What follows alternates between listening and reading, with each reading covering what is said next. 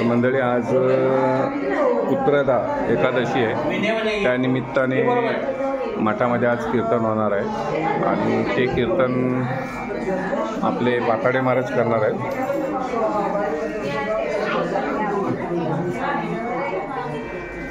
प्रकाश पाताडे।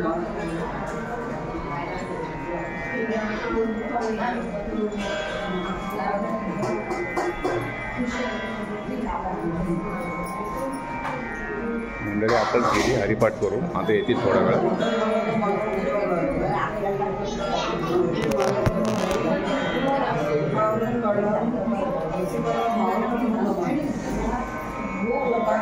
आहे लागतोय ना,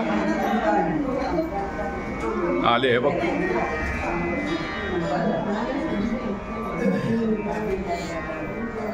पांडुरंगा विठ्ठला।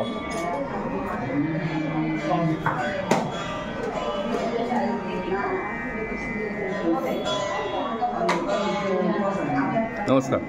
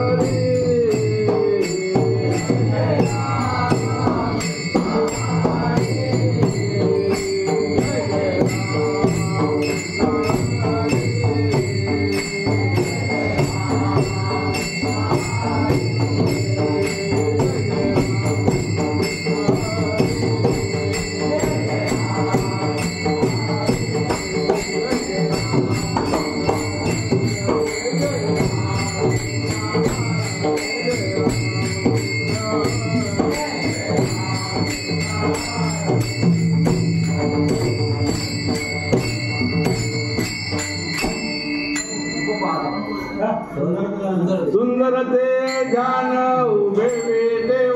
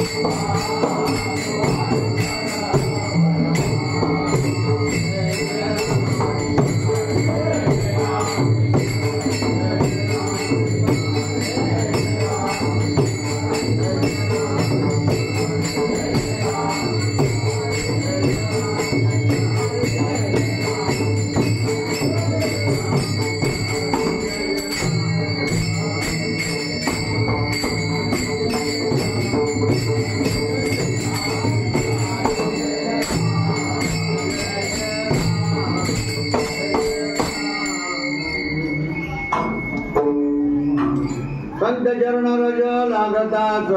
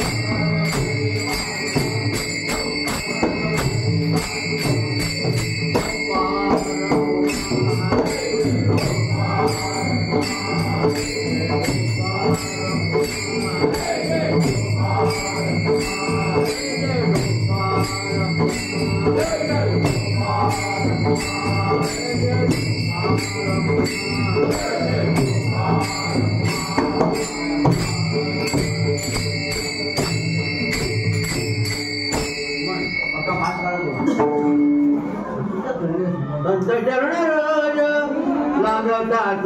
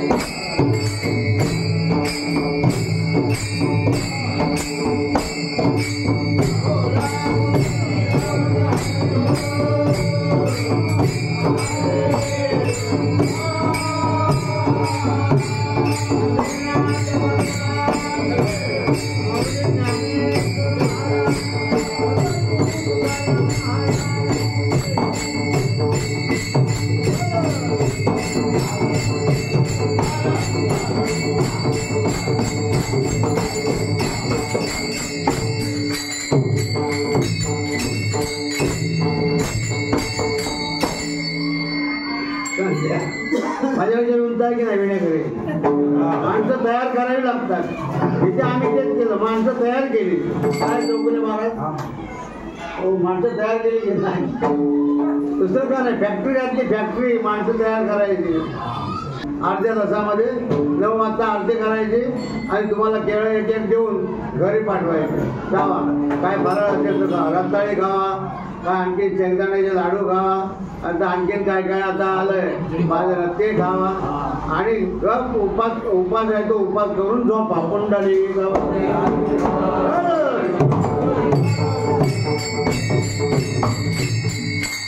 महाराज म्हणतात की संत चरणराज लागता सहज वाचनेचे बीज जळवले जाय, मग राम नामे उपजावळी सुख घडोघडी वाढू लागे. कंठी प्रेम लाटे धनी धीर लोटे हृदयी प्रगटे राम रूप, तुका म्हणे साधन सुलभ गोमटे परी उपदेशे पूर्व पुण्य. मग राम नामे उपजावळी सुख घडोघडी वाढू लागे.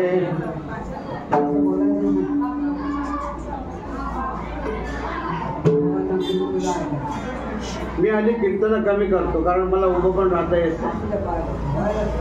मी थोड्या टायमाने बसणार आहे खुर्चीवर, खाली नाही. खुर्ची आणून ठेवलेली आहे, खुर्चीवर बसणार. काय बोलणार. महाराज म्हणतात संत चरणराजाला लागता सहज वाचन येते बीज जळलेला आहे, मग राम नामे उपजावळी सुख घडोघडी वाढू लागे. संत चरणराज म्हणजे संतांच्या पायाची धूळ, संतांच्या पायाची माती म्हणजे संत चरणराज लागता सहज. म्हणून पाया पडायला शिकवलं साधू संतांनी.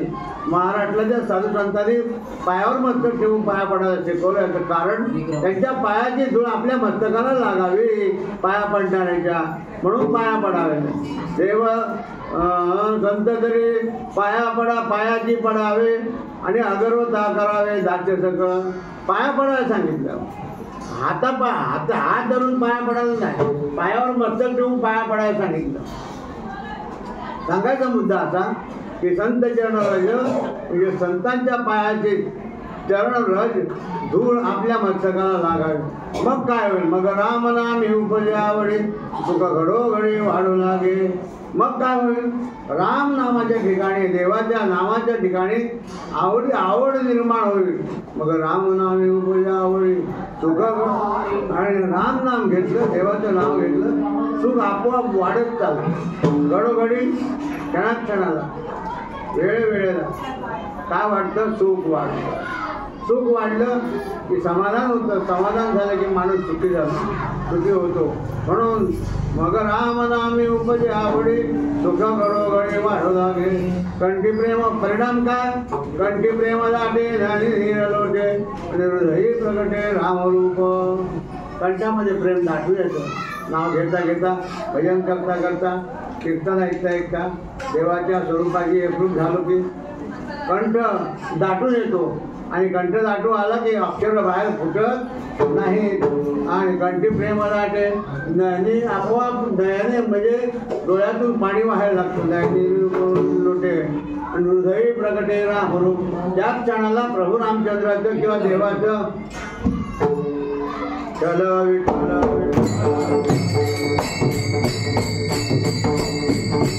देवाचं स्वरूप आपल्या अंतःकरणात निर्माण झाल्याशिवाय राहत नाही. मग राम नामे उपजावळी सुख घडोघडी वाढू लागली. आणि अशाच रामाचं नाव आपल्याला आठवायला लागलं की ते परत कधीच विसरता येत नाही, विसरच पडत नाही. त्यांना ते कधी ना कधी आठवतच राहतं. ज्याच्या वेळी आठवत राहतं त्याच्या वेळी ते घ्यायला पाहिजे, त्याचं स्मरण व्हायला पाहिजे. म्हणून नामस्मरण म्हटलेलं आहे. नामस्मरण, नामस्मरण. आपण नामविस्मरण म्हणतो, विस्मरण नाही, नामस्मरण. राहू दे राहू दे. गरम नाही. भोसलेंची मुलगी ना ती? भोसलेंची ना? किती जणी आल्या? 1 2 3 एकदम एकाच दिवशी तिघी जणी उपस्थित राहिले.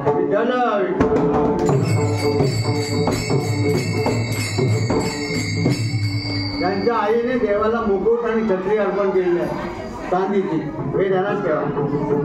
त्यांच्या आईने मुकुट आणि छत्री चांदीची देवाला अर्पण केली. विचारे होते, विचारे यांचे वडील. त्यांनी मला सांगितलं की तुम्हाला हे बोलावते आहे. सुनंदा तिचं नाव.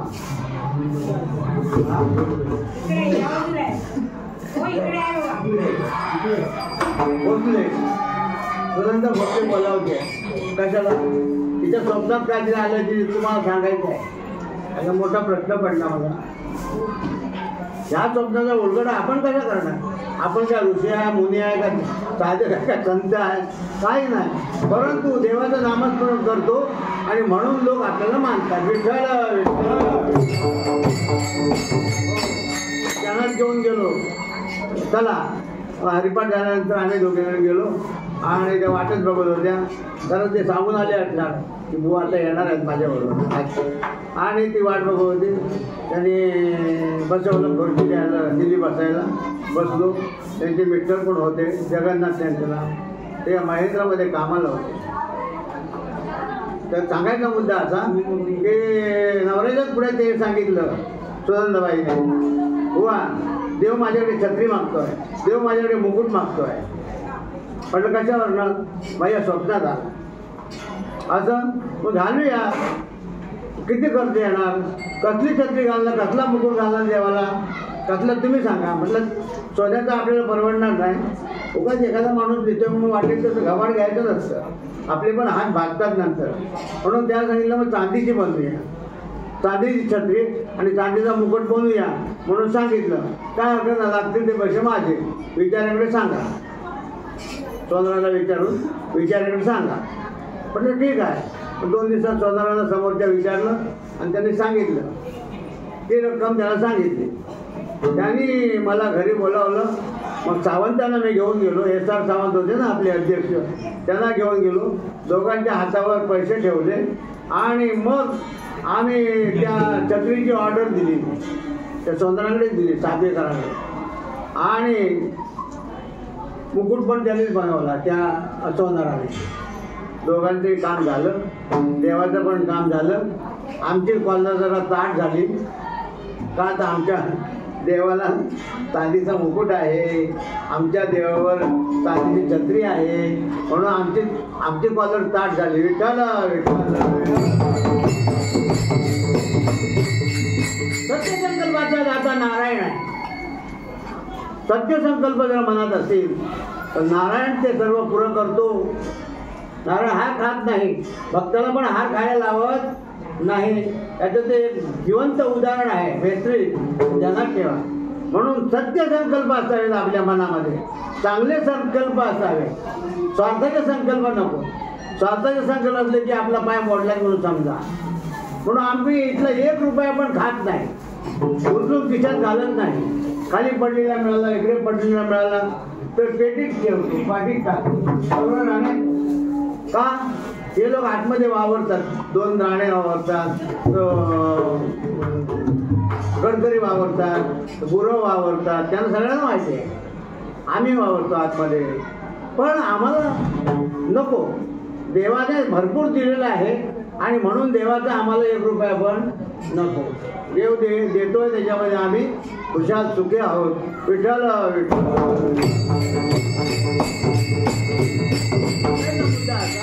की संत चरणाची लागता सहज वासनेचे बीज जळून जाय. कसली वाईट वासना असली तर त्या वासनेचं बीज जे आहे ते जळून जातं, खाक होतं आणि त्याच्या जागी भगवंताविषयी प्रेम निर्माण होतं. म्हणून या अभंगामध्ये जगद्गुरु तुकोबराने सुंदर अशा प्रकारचं वर्णन केलेलं आहे. बघ, राम नामे उपजे आवडे, सुख घडोघडी वाढू लागे, घडोघडी घडीने घडी सुख वाढू लागतं. आता सुख वाढायला लागलं की सुख मिळालं मग आणखीन काय पाहिजे हो. सुख मिळण्यासाठी तर सगळे प्रयोग आहे. सुख मिळण्यासाठी सगळा प्रपंच चालू आहे. सुख मिळण्यासाठी तुम्ही सगळे जमा आलं. सुख मिळण्यासाठी तुम्ही एकादशी उपास करता. सुख मिळण्यासाठी एकादशीला देवळात येता, न चुकता येता, 5 केळी का होईना पण देवासाठी आणता. केवढं मोठं भाग्य आहे माहिती आहे. आपला दरवाजामध्ये देऊळ आहे. लोक येतात, जातात, बघतात, तेव्हा ते तिकडून पण नमस्कार करतात. पण एका हाताने नमस्कार करू नये, सलाम करू नये. सलाम तिकडे कुठे 15 फलाटला सलाम वालेकुम, वालेकुम सलाम. हे 15 फलाटला चालतं, इकडे सलाम चालत नाही. काय जाताना सलाम करतात देवाला. अरे सलाम कशाला करता. 2 हात देवाने दिले, 2 हात ते देवाने हात जोडून नमस्कार करायला दिलेले आहेत. समजलं, सलाम करायला दिलेलं नाही. सलाम केला तर सलाम आपलाच हात कधी वाकडा होईल आणि पाय कधी वाकडा होईल तो सांगता येत नाही. मग असं चालावं लागेल. अर्धांगी वायू झाल्यावर माणसं चालतात तसं. म्हणून एका हाताने देवाला नमस्कार करायचा, संताला एका हाताने नमस्कार करायचा नाही, दोन्ही हाताने नमस्कार करायचा. देव फार मोठा आहे. देवाची कीर्ती फार मोठी आहे. देव काय गरीब नाही, देव काय भिकारी नाही. भिकारी अक्षर आपल्या मुखात येतच का म्हणे देवाविषयी. देव एवढा श्रीमंत आहे. लक्ष्मी ऐशी दयाची दासी, तुकाराम महाराज सांगून ठेवले. लक्ष्मी त्याची पायाची दासी होऊन राहिली आहे. आता मार्गशीर्ष गेला ना, त्या लक्ष्मीची पूजा गुरुवारी सगळ्यांनी केली. देवीची पूजा केली. देवाची पूजा कोण काका करणार तुमचा. देवीची पूजा अगोदर केली. देवाची पूजा केली असती तर देव आपोआप बरोबर आला असता. आपोआप देव बरोबर येतो. पण देवाला बाजूला ठेवतो आम्ही आणि देवीची पूजा करतो, हे बरोबर नाही. जाऊ द्या, ते मला सांगायचं नाही, तिकडे जायचं नाही, विषय वाढवायचा नाही. महाराज म्हणतात मग राम नामे उपजे आवडी, सुख घडोघडी वाढ लागली. कंठी प्रेम लाटे नदी नीर लोटे.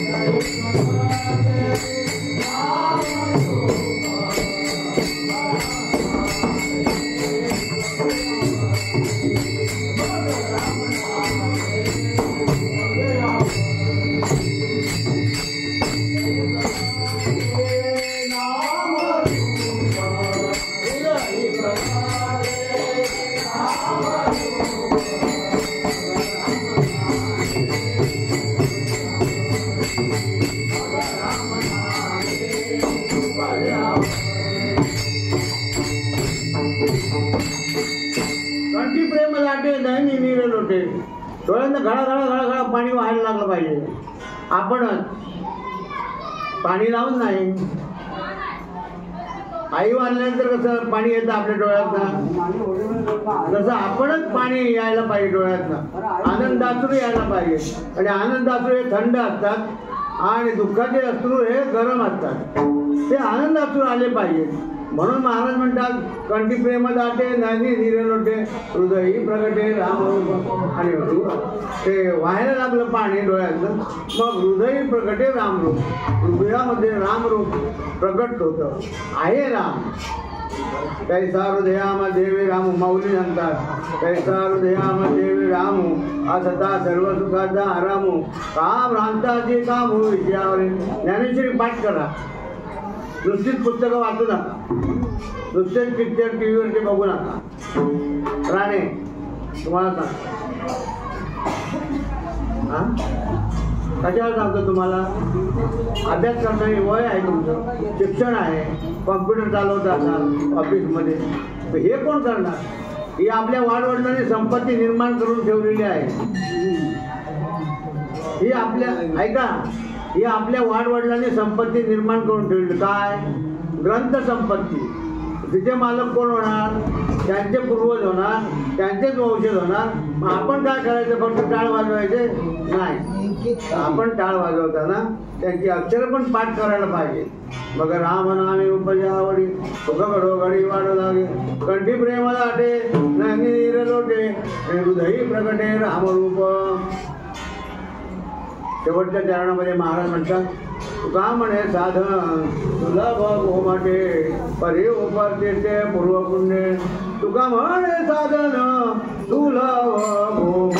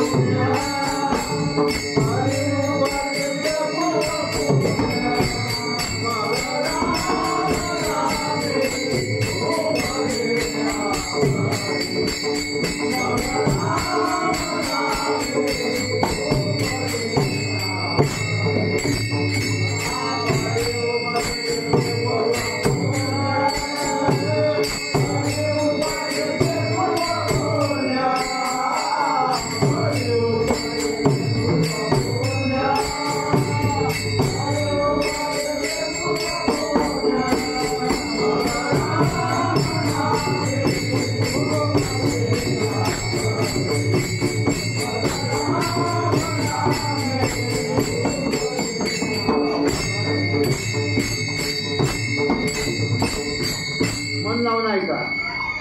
15 मिनिटं बाकी आहे, जास्त वेळ करणार नाही.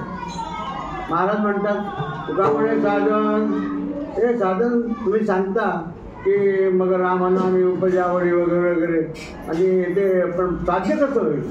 तुका म्हणे साधन हे साधन सोपे आहे. सुलभ म्हणजे सोपं आहे. साधन सुलभ. गोमटे म्हणजे सुंदर आहे. गोमटे परी उपरते ते पूर्वपुण्य. पण तुमची पूर्वपुण्य ही त्या ठिकाणी घरची घातली पाहिजे. पूर्वपुण्य ही असेल तर भगवंताचं नाव मुखामध्ये आल्याशिवाय राहणार नाही. विठ्ठल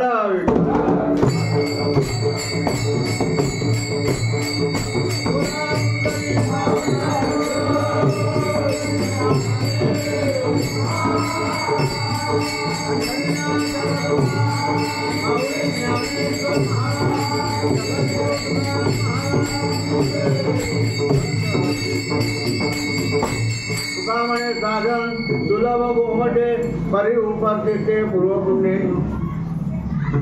कुलकर्णी बुवा आणि आपला विनेकरी आपला दशरथ विचारे हे तीर्थयात्रेला गेले. मोठी तीर्थयात्रा आहे पण गाडीतनं करतात, हरकत नाही. पायाने करायला पाहिजे. 6 महिने लागतात पायाने करायला. म्हणजे कुठचे आहे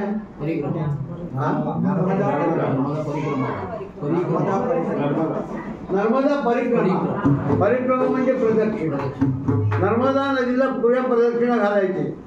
पुऱ्या नर्मदा नदीला प्रदक्षिणा घालायची पण गाडीने झोपून घालायची गाडीत. आता बघायचं असेल एरिया तर बसून बघायचं नाही तर दिसतंय. पण कशासाठी करतात हे. पैसे जास्त आहेत म्हणून 20-25 हजार रुपये एका माणसाची फी आहे. म्हणजे जेवण खाण राहणं तिकडं तंबूचं भाडं, धर्मशाळेचं भाडं, चहा पाणी, नाश्ता सकाळी, हे सगळं गरम पाणी. देवाचं दर्शन म्हणजे नर्मदा मैया, नर्मदा नदीचं दर्शन हे व्हायला पाहिजे. आपल्याला होत नाही. गुजरातमध्ये नर्मदा नदी वाहते. त्या ठिकाणी गरुडेश्वर नावाचं तीर्थक्षेत्र आहे. काय आहे गरुडेश्वर. मग त्या गरुडेश्वर तीर्थक्षेत्रापासून वारी, पायी वारी किंवा ते गाडीचं हे मुक्काम सुरू करायचा आणि परत गंगासागरला वळसा घालून, गंगा इथे राहते फिरून नर्मदा नदी, आणि परत पुलावरून पलीकडे जायचं आणि परत महाराष्ट्रातून कर्नाटकातून महाराष्ट्रामध्ये परत यायचं की प्रदक्षिणा झाली. असा तो कार्यक्रम आहे. फक्त काय तुम्ही आता आपल्याला शक्य नाही. गंगासागर बी शक्य नाही. सब तीरथ बार बार, गंगा सागर एक बार है ना. सब तीरथ बार बार, पण गंगा सागर एक बार. गंगा सागर कुठे आहे? गंगा समुद्राला मिळते ते ठिकाण म्हणजे गंगा सागर कलकत्त्यामध्ये आहे. गेला होता बघा. ते ठिकाण सुंदर आहे आणि महत्वाचं आहे, पण ते आपल्याला शक्य होत नाही. या म्हणाला गंगासागरला जायला पाहिजे. हो, गंगासागरला जायला पाहिजे, बरोबर आहे. पण इथनं आता आपल्याला युपीला जायला होत नाही. युपीला काय आहे तू मालूम? 13 तारखेला काय आहे?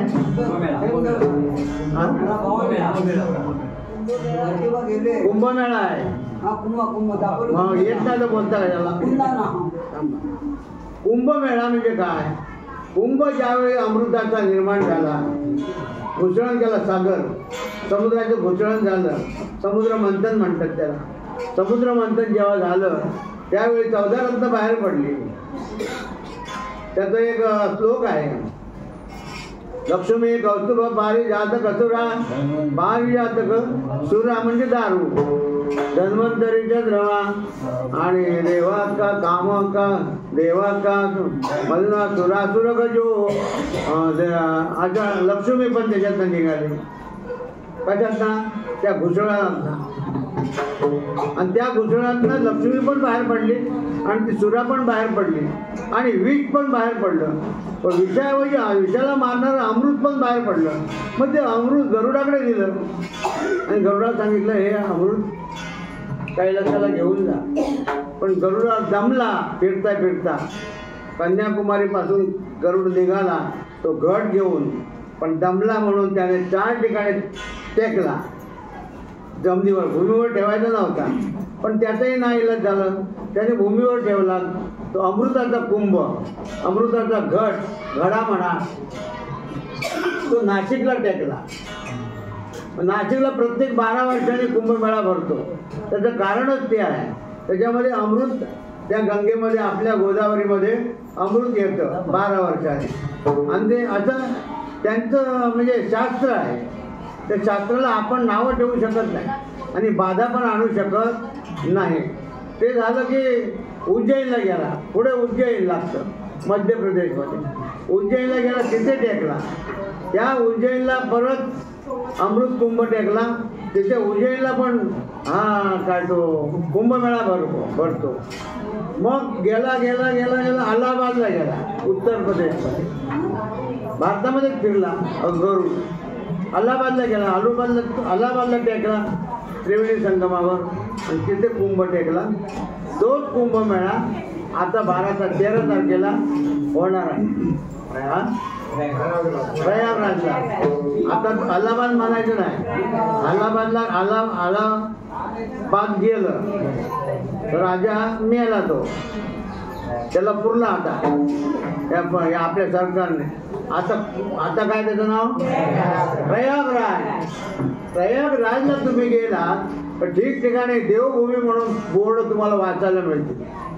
काय म्हणतात? साधू संतांचं स्वागत, देवभूमी में आपका स्वागत है. देवभूमीमध्ये भरपूर खर्च केला आहे गव्हर्नमेंटने. वरच्या गव्हर्नमेंटने, केंद्र शासनाने पण खर्च केला आणि उत्तर प्रदेश गव्हर्नमेंटने पण त्या ठिकाणी कुंभमेळ्याच्या ठिकाणी खर्च केला आहे. ड्रेनेज लाईट टाकल्या आहेत, सांडपाण्या टाकल्या आहेत, संडासच्या लाईट टाकल्या आहेत, संडास बांधले आहेत, राहण्यासाठी तंबू बांधले आहेत. त्या तंबूमध्ये, प्रत्येक तंबूमध्ये बाथरूम, संडास आणि सगळी व्यवस्था आहे. नळ आहे, पिण्याचं पाणी फिल्टर करून त्या ठिकाणी आणलेलं आहे. हे करायला त्यांना 3 वर्ष लागली. गेले 3 वर्ष तेच करतायत. आणि अशा तऱ्हेनं त्या भूमीमध्ये कुठेही घाण होणार नाही, कचरा होणार नाही म्हणून लाखो कामगार आज वावरत आहेत. आणि उद्या गेलात तर प्रसन्न वातावरणामध्ये तुम्हाला लखनौला उतरलात. लखनौ ही उत्तर प्रदेशची राजधानी आहे. तिथे उतरलात तर तुम्हाला गाड्या लागलेल्या आहेत. त्या गाडीत जाऊन बसायचं. ते तुम्हाला अलाहाबादला म्हणजे प्रयागराजला नेऊन सोडणार. आणि प्रयागराजला नेऊन सोडलं की तुम्ही तिथे नाव नोंदवलं की तुम्हाला हातात चिठ्ठी मिळणार. कुठच्या तंबूमध्ये तुमचा प्रवेश करायचा आहे, किती नंबरला जायचं, काय करायचं, सगळं तिथे आहे. तिथे गेलात की तुमची खाण्यापिण्याची व्यवस्था सगळी होणार. आणि अशी व्यवस्था आहे. आणि कित्येक लोकांना सांगतात चला चला चला या, पण आमच्या पंढरपूरला आम्ही म्हणत नाही कुणाला चला म्हणून या म्हणून. पंढरपूरला पण आमच्या कुंभमेळा दरवर्षी 2 वेळा भरतो वर्षातनं, कार्तिकीला आणि आषाढीला. काय पण आपले निळामणे जाणून संत येते धावत प्रतिवर्षी. कोणी कुणाला बोलवत नाही, कोणी कुणाला फोन करत नाही, कोणी कुणाला निरोप पाठवत नाही. पण तुका म्हणे निळामणे जाणून संत येते धावत प्रतिवर्षी. मिळेल त्या साधनाने येतात, धावत येतात, प्रतिवर्षी जायलाच पाहिजे. त्याच्या गावाला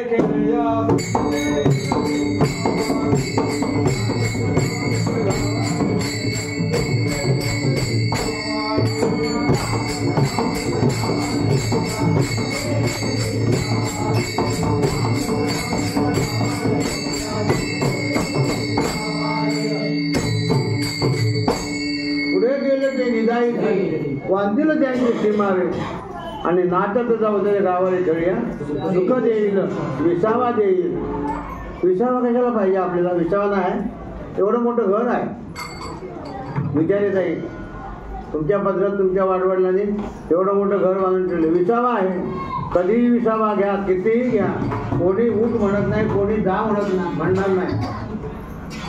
आम्हाला पण बोलवतात या, एक दिवस तरी आपण जायचा हराम, आम्ही जाऊचा हराम असं होतं. विसावा आपण संसार करणारे माणसांना विसावा पाहिजे. संसारी माणसं सारखी दमत असतात, विचाराने दमत असतात, काम करून दमत असतात, घरातला व्यवहार सारखं दमत असतात, मुलांचं सगळं करता करता दमत असतात. मग त्यांना विसावा पाहिजे. विसावा खऱ्या अर्थानं कुठे मिळेल? घरात नाही मिळेल, मंदिरात किंवा पंढरपूरला. विठ्ठल विठ्ठल. म्हणून महाराज म्हणतात नाचत जाऊ त्याच्या गावारे खेळूया, सुख देईल विसावारे. पुढे गेले ते निदाई झाले. म्हणजे कोण कोण पुढे गेले ते हे निवृत्तीनाथ ज्ञानेश्वर सोपान, मुक्ताबाई ज्ञान दीप्तिकळा हे पुढे गेले. हे साधुसंत होऊन गेले. त्यांनी आपला मार्ग तयार करून ठेवला. आणि तुमच्या पायात काटा पण लागणार नाही, तुम्हाला ठेच पण लागणार नाही, तुमच्या पायावाली दगड पण येणार नाही, तुम्हाला कसली जखम पण होणार नाही, अशी काळजी घेतली. आणि त्यांनी धोधाट मार्ग संपूर्ण तयार करून ठेवला. त्या मार्गाने जायचं ना. नपडे गुंता कोठे काही येण्याची पंथे चालव जाता, नपडे गुंता कोठे काही. काहीच गुंता पडणार नाही, काहीच तुम्हाला घाट आडवाट येणार नाही. म्हणून जायला पाहिजे, देवाचं नाव घेत जायला पाहिजे. विठोबा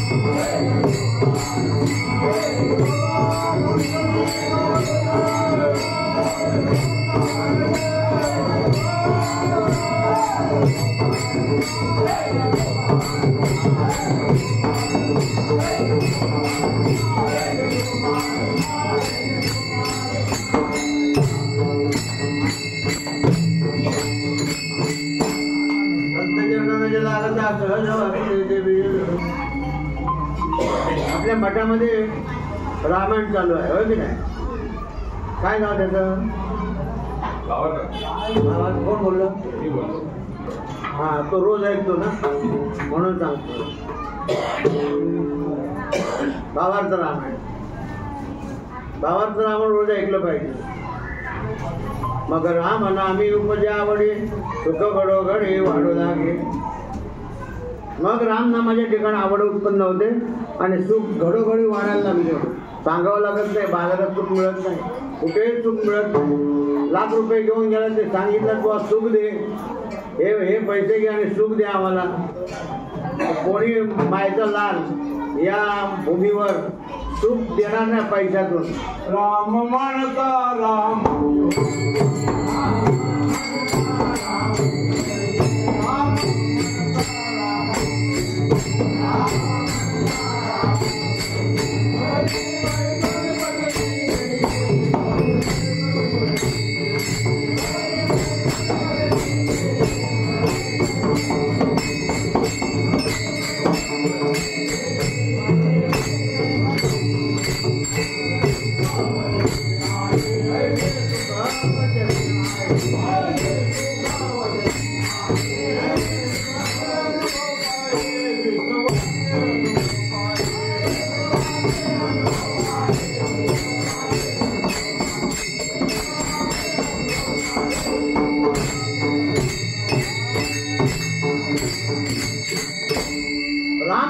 रामची होईल. राम म्हणाला तर रामच व्हाल असं महाराजांचं म्हणणं आहे. असं महाराज म्हणतात. तुकाराम महाराज बघा, राम म्हणता रामाची होईल पदी वैसोनी पदवी गेली असे सुखवचनी आहे विश्वासे अनुभव पाहिजे. राम रसाची तवी आन रस स्तुती केली. तुका म्हणे दाखवून सांगे माझा अनुभव आहे. तुकाराम महाराज सांगतात मला स्वतःला अनुभव आहे म्हणून मी तुम्हाला सांगतो. तुम्ही दाखवून पहा किती गोड आहे रामधाम ते. म्हणून राम नाम सब कुछ कहते सब ठाकुर चोर. कबीर महाराज म्हणतात जिस नाम से ध्रुव प्रल्हाद करे वह नाम कुछ और है. ते राम नाम और आहे परंतु कधी भाव भक्तीने घेतलं. हे जे दोर भक्ती आवडते देवा संकल्पावी माया संसाराची. मग राम नामी उपजावडे सुख घडोघडी वाढू लागे. कंठी प्रेम लाटे नदी दरोडे हृदय प्रगटे राम रूप. का म्हणे साधन सुलभ गोमटे परिरूपर दिसते पूर्वपुण्य.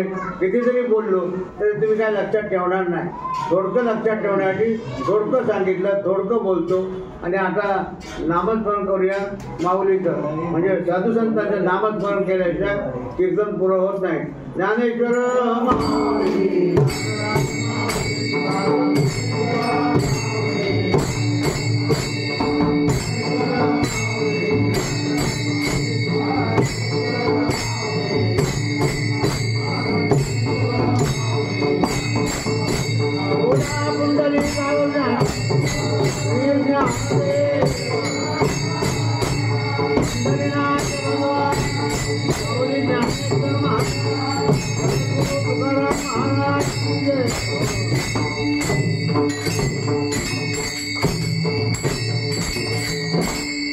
इथे उड्या मारण्यात आमचं आयुष्य गेलं. 30 वर्ष मला झाली इथे आलं. किती 30 आणि तेवढ्या उड्या मारल्या 20 वर्ष. एवढ्या उड्या मारल्या प्रश्नच नाही. समाधान झालं, समाधान करून घेतलं स्वतःचं. आणि त्या उड्या मारल्या पण काही नुकसान नाही झालं. कामावर जाऊन सुद्धा इथे हजेर लावून उड्या मारल्या. सांगायचा मुद्दा आता त्या कुलाब्याच्या दांडीपासून दहिसर बोरोलीपर्यंत जेवढे सप्ते झाले काय समजले तेवढ्या सप्त्यांना हजेरी लावली. या मंडळीला घेऊन या मंडळीला घेऊन कोणाला दाखवले घेऊन सप्ते आणि मोठे मोठे सप्ते बघितले. तसं आपला सप्त व्हायला पाहिजे असं मनामध्ये आलं. आणि म्हणून मग सावंत तांगडे आणि नाईक मास्तरांकडे वगैरे तिथल्या कमिटीकडे विषय मांडला की आपल्याकडे पण सप्ताह झाला पाहिजे, मोठा सप्ताह झाला पाहिजे. कसा होईल काय होईल ते नंतर बघू. महाराज लोक मी आणतो, म्हणजे माझ्या ओळखीचे आहेत, माझ्याकडे पत्ते आहेत, त्यांना मी कॉन्टॅक्ट करतो, त्यांना आणतो. सप्ताह करायचा. कुलकर्णी वगैरे नंतर आले, 5 सप्ते झाल्यानंतर आले वाटतं. आणि त्याला नंतर मी तिकडे मारवाड्या चाळीत घेऊन गेलो. ते म्हणाले मला पायीवारी करायची आहे. मग कोण आहे तर म्हटलं मारवाडी चाळीत दरवर्षी जातात, माझंच मंडळ आहे. मला अजून ते लोक मानतात. आणि मी त्या मंडळींना पहिल्या वाऱ्या केल्या, पायी वाऱ्या. त्यांना मी तिकडे घेऊन गेलो, त्यांची सगळ्यांची ओळख करून दिली आणि तिथपासून गोकर्ण पायी वाऱ्याला जायला. आता आपल्या मंडळातले लोक पण त्यांच्याबरोबर जातात, पण त्याच मंडळातनं जातात. कुठच्या मंडळातनं? ते मारवाडी चाळीचा भजन मंडळ आहे, त्याच मंडळातनं जातात. समजलं? दुसरीकडे नाही जातात. तिथे व्यवस्था चांगली आहे, खाण्यापिण्याची, राहण्याची, तंबूची वगैरे व्यवस्था चांगली आहे. विठ्ठल सांगायचा मुद्दा असा की आयुष्य चांगलं गेलं, शेवटी रोगाने हल्ला केला माझ्यावर. कुठचा? हातपाय नाही म्हणून डायबिटीज ते हल्ला केला, आणि डायबिटीजने हल्ला केला त्याच्यामुळे मला जास्त उभं राहता येत नाही. वर्ष 73 आहे, पण आणखी 1-2 वर्ष मी असा काढणार आहे, म्हणजे बोलून तुमच्या पुढ्यात. मग 75 झाली की मग मला राम म्हणायला पाहिजे. राम म्हणावंच लागेल. राम म्हटलं तर तुम्ही एक दिवस या माझ्याकडे हारबीर घेऊन, काय समजलं? राम म्हणावंच लागेल. प्रत्येकाला अशा तऱ्हेचं प्रसंग संकट येतात, आणि ते संकट नाही हसत खेळत जाऊया. ताकद जाऊ त्याच्या गावाला खेळूया, सुखदे गेले. कायमचा विसावा घ्यायला जायचं आहे असो. पंथीतलं तेल संपत आलं म्हणजे वाद पुढं करावी लागते, पण पंथीत तेल ओतून फायदा नाही. पंथीत तेलाचा उपयोग झाला पाहिजे. आणि म्हणून महाराज म्हणतात की मग रामनाने उपजावळी सुख बरोबरी वाढला गे कंठी प्रेम दाटे. तुमच्या सगळ्यांच्या विषयी माझ्या मनात फार प्रेम आहे, अंतःकरणामध्ये फार प्रेम आहे. तुम्ही माझ्यावर प्रेम करणारी सगळी माणसं आहे, संप्रदायावर प्रेम करणारी माणसं आहेत, म्हणून तुमच्या डोळ्यानं पाणी येतं, माझ्याही डोळ्यातनं पाणी येतं. असो, आता जास्त वाटून द्या. तुकाराम तुकाराम.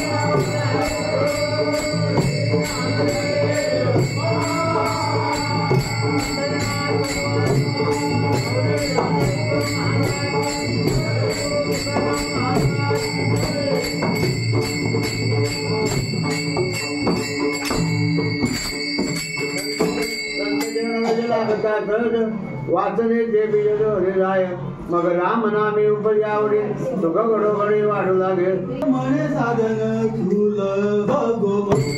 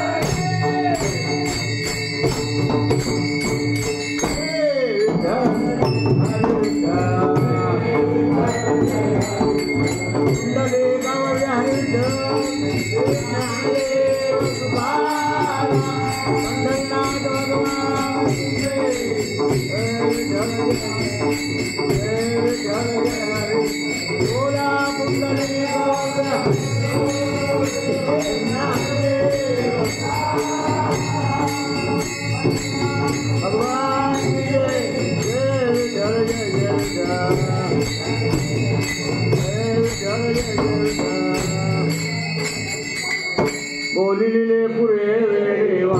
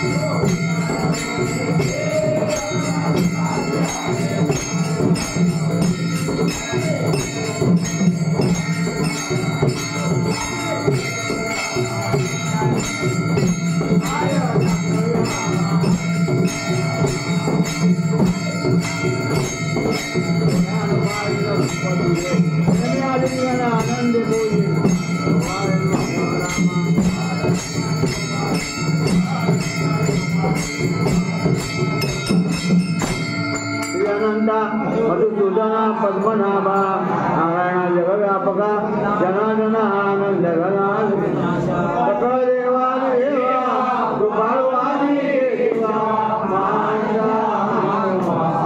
शिवा सहजरूपा सकला विश्वंभरा करुणध्वजा करुणाकरा सहस्रपादा सहस्रकरा क्षीरसागरा जय जय कमलनयना कमलापती स्वामी मोहना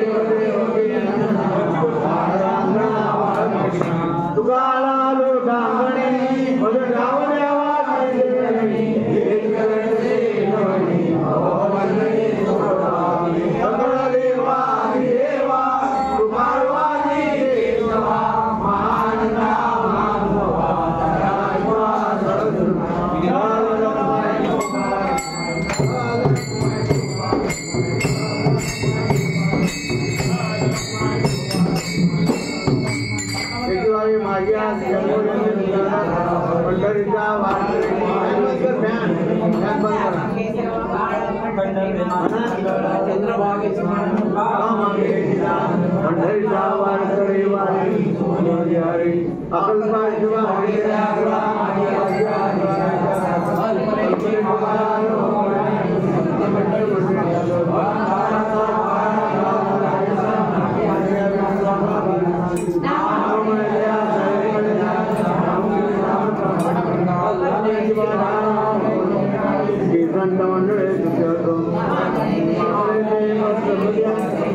तरी पाय पांडुरंगा संतांची नवी एक मध्ये रे आणि तुझे काय मागू देवा तुका म्हणे आता उदार या संतांची नवी एक मध्ये आणि तुझे काय मागू देवा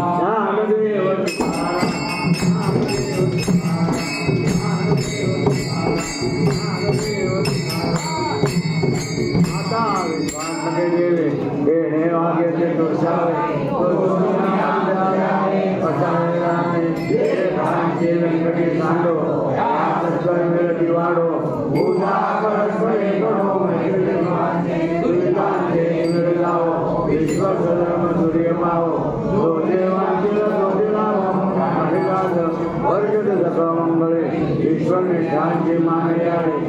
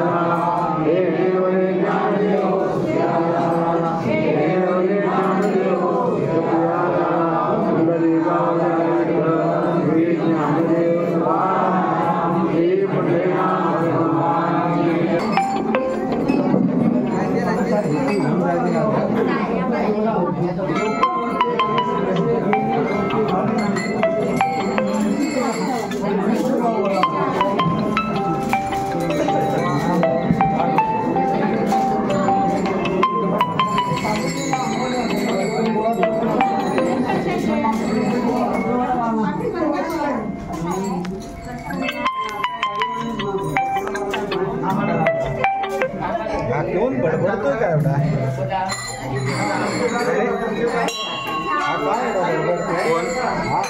हा कोण कोण आलेला काय माहित बाबा नवीनच मंत्री माणूस नाही आहे बाबा